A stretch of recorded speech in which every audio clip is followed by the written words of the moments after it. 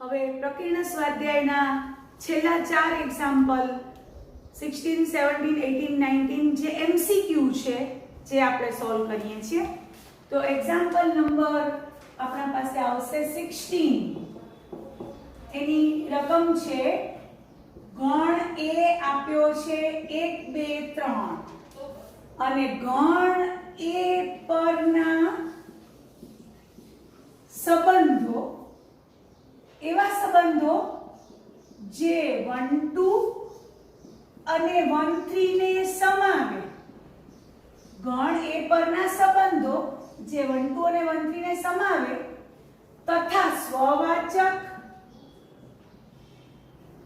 સંમિત હોય પરંતુ પારંપરિક ન હોય તેવા સંબંધોની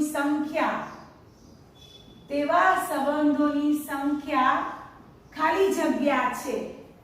તો આ ઓપ્શન છે એના A બરાબર 1, B બરાબર 2, C બરાબર 3, D બરાબર 4. હવે મારે એવા સંબંધો બનાવવાના છે જે 1 2 અને 1 3 ને સમાવશે ઉપરાંત સ્વવાચક ને સંમિત તો હશે પારંપરિક નહીં હોય. તો હું સંબંધો બનાવવા જઈ રહી છું તો પહેલો સંબંધ R1 બનાવું છું. સ્વવાચક હોય એટલે 1 1 2 2 3 3 તો લઈ જ લેવાના.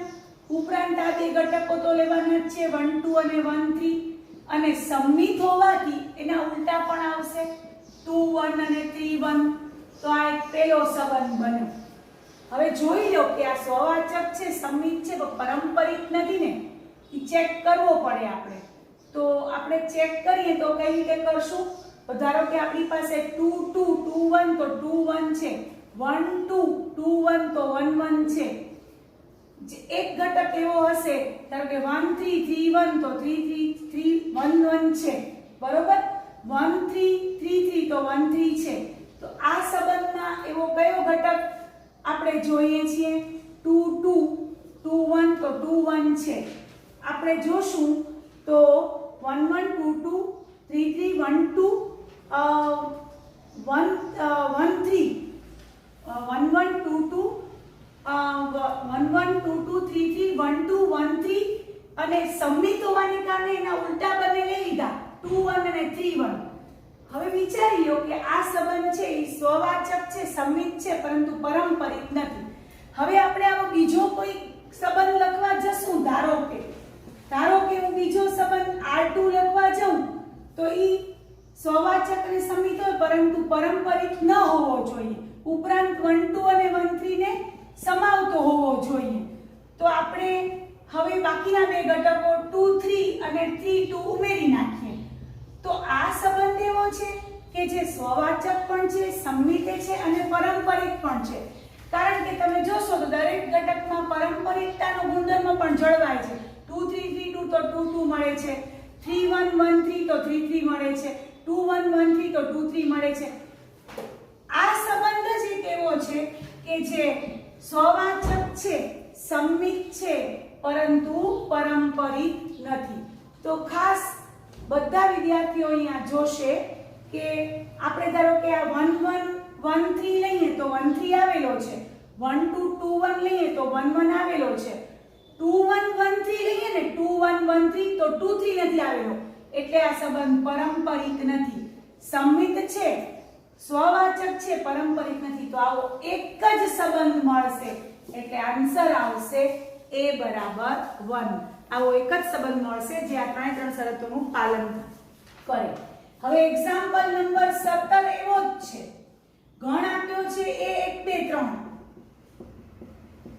અને કહ્યું છે કે 1 2 ને સમાવતા સામ્ય સંબંધોની સંખ્યા કેટલી થાય? ઓપ્શન આ જ રીતે છે. 1 2 ને સમાવતા સામ્ય સંબંધ એટલે સંબંધો એવા લખવાના જે સ્વવાચક પણ હોય, સંમિત પણ હોય અને પારંપરિક પણ હોય. પાછા 1 2 ને સમાવતા તો આપણે પહેલો જ સંબંધ R1 ધારો કે લખીએ તો સ્વવાચક હોય એટલે 1 1 2 2 3 3 અને 1 2 અને તમને ખબર છે કે સંમિતે હોય એટલે 2 1 તો મારે લખવો જ પડે. એટલે કે 1 1 2 2 3 3 1 2 ને 2 1 લખ્યા. હવે આ ચેક કરો તો કે આ સ્વવાચક તો છે સમમિતે છે, પારંપરિક છે કે નહીં? તો 1 2 2 1 તો 1 1 છે, 2 2 2 1 તો 2 1 છે, 1 2 2 2 તો 1 2 છે. તો જેટલા શક્ય બને છે એ બધા માટે સંમિત, સ્વવાચક અને પારંપરિક બધું છે. એટલે એક સામ્ય સંબંધ આવી ગયો. હવે બીજો સામ્ય સંબંધ આપણે બનાવવાનો છે, સામ્ય સંબંધ ખાસ. એટલે સ્વવાચક હોવો જોઈએ, સંમિત હોવો જોઈએ, પારંપરિક પણ હોવો જોઈએ. તો 1 2 2 1, હવે હું લખીશ 1 3 3 1 અને 2 3 3 2. હવે જોજો કે આ સંબંધ જે છે એ સ્વવાચક તો છે, આવ્યો છે, બધાના ઉલટા પણ હાજર છે ને સંમિતે છે, અને પારંપરિક પણ છે. 1 3 3 1 તો 1 1 છે, 2 3 3 2 તો 2 2 છે, 2 1 1 2 તો 2 2 છે, 3 3 3 1 તો 3 1 છે. બધા જ ઘટકો માટે સ્વવાચક, સંમિત અને પારંપરિક છે. એટલે આવા સંબંધોની સંખ્યા કેટલી મળી? 2 સંબંધો મળ્યા, જે 1 2 ને સમાવતા સામ્ય સંબંધોની સંખ્યા બતાવે છે.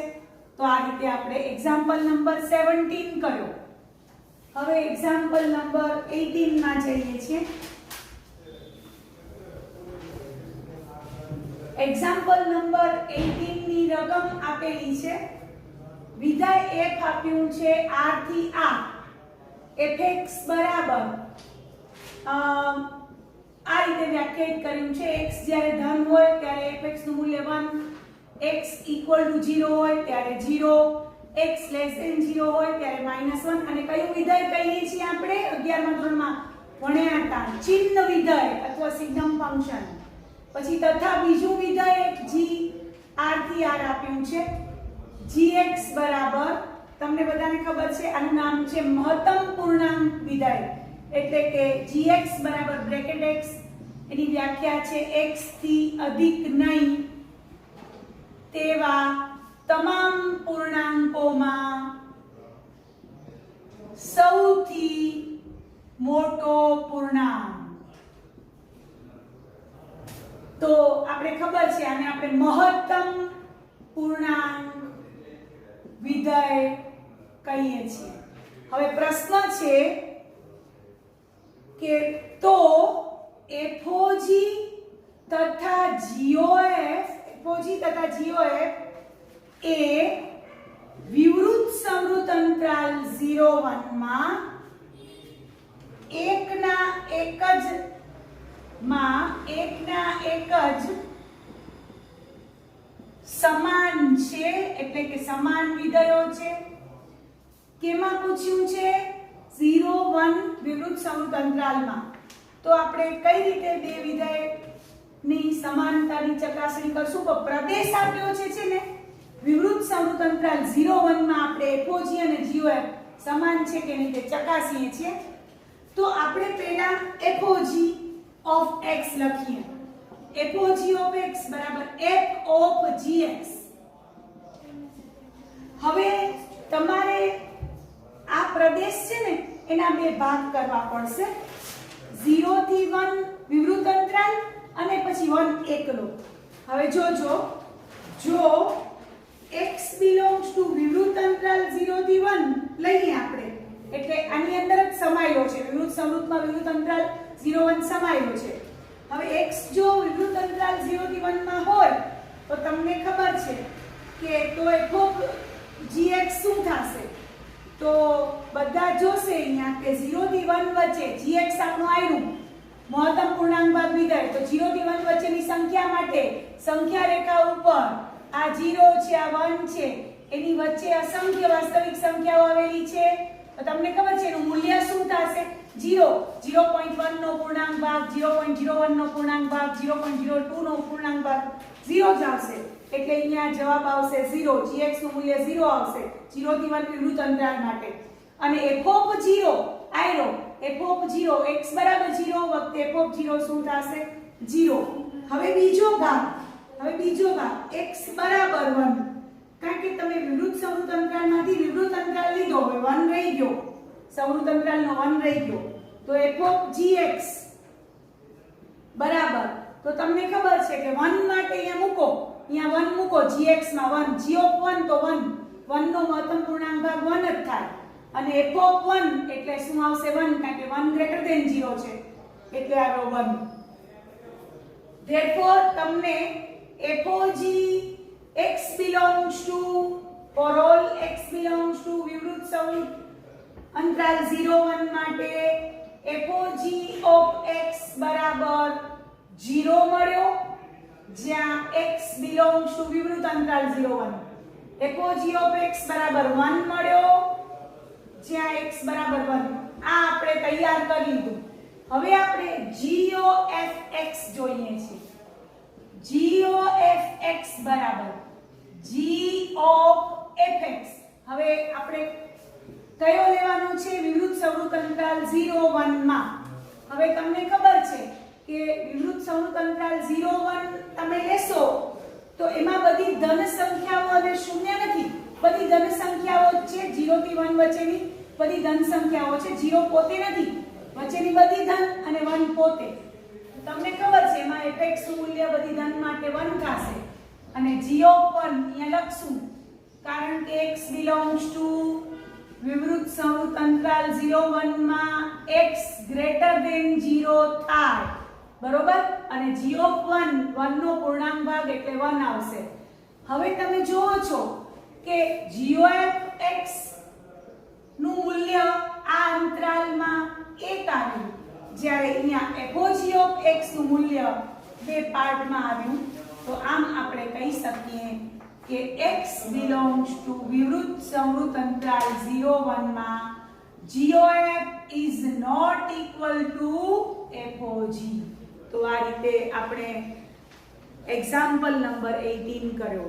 હવે એક્ઝામ્પલ નંબર 19 એ સૂત્ર છે, એ સૂત્ર સ્વરૂપે યાદ રાખજો અને MCQ માં એ કામ આવશે.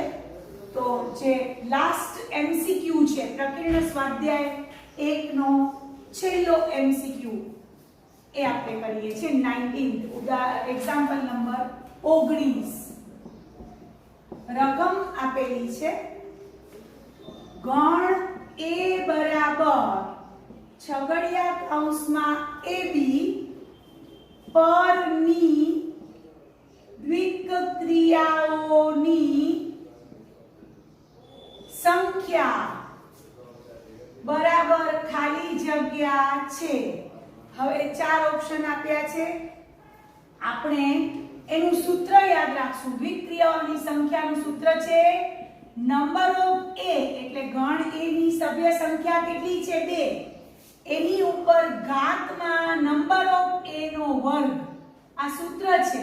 તો અહીં નંબર ઓફ a બરાબર આપણી પાસે 2 છે અહીં. તો દ્વિક્રિયાઓની સંખ્યા શું થશે? નંબર ઓફ એટલે 2 રેઝ ટુ 2 સ્ક્વેર. આ સૂત્ર છે. નંબર ઓફ a ની ઘાતમાં number of a whole square એટલે કે 2 રેઝ ટુ 4 થશે એટલે જવાબ આવશે 16. તો આ રીતે આપણે સંબંધ અને વિધેય ચેપ્ટર અહીંયા પૂરું કરીએ છીએ. તમને લોકોને મારો વિડિયો જો પસંદ આવ્યો હોય તો તમે એને લાઈક કરજો, શેર કરજો અને મારી ચેનલને સબસ્ક્રાઇબ કરજો. Thank you very much.